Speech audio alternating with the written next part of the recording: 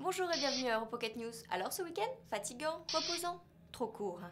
Eh bien nous voilà repartis pour une semaine riche en news. Aujourd'hui ce n'est pas seulement lundi, c'est la journée mondiale contre le cancer. Nous commencerons donc par un petit rappel de cette journée particulière, puis nous terminerons par une nouvelle qui fait renaître l'espoir. Allez, c'est parti!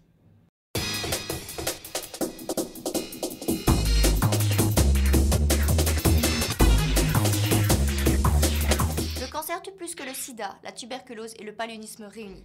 Vous y croyez-vous? Et les victimes devraient doubler d'ici 2020. Chaque année, 1 million de nos compatriotes européens meurent du cancer. Alors pourquoi seulement 3% du budget santé de l'UE est accordé à la prévention?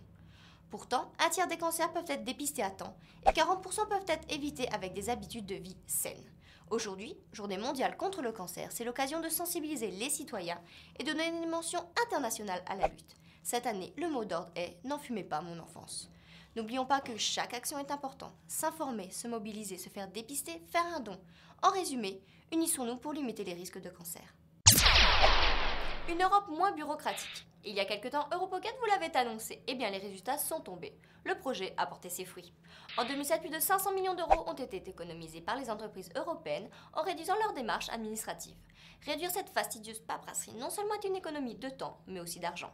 Les dirigeants d'entreprises, eux, font la fine bouche, car même si en 2020, la bureaucratie européenne devrait être réduite de 25%, ils trouvent le processus encore trop lent. Les caricatures de Mahomet font un comeback. Vous souvenez-vous des 12 caricatures de Mahomet publiées dans un journal danois en 2005 qui avaient déclenché de vives protestations dans le monde islamique, l'islam interdisant toute représentation du prophète?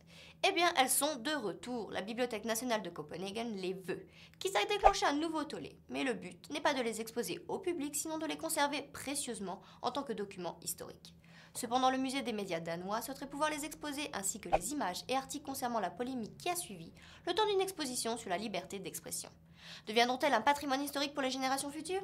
Une lueur d'espoir vient de naître pour les couples désirant un enfant malgré le VIH. À condition d'être prudente, une personne infectée par le virus bénéficiant d'une thérapie antirétrovirale, régulièrement suivie et contrôlée par un médecin, qui a supprimé toute trace des virus dans le sang depuis 6 mois, ne peut pas transmettre le virus par voie sexuelle. Il n'y a donc aucun danger pour leur partenaire.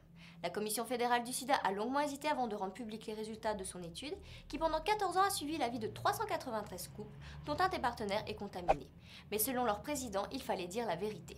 Alors nouvelle prématurée ou pas? Ne l'oubliez pas, le plus efficace reste le préservatif. C'est pour notre bien à tous.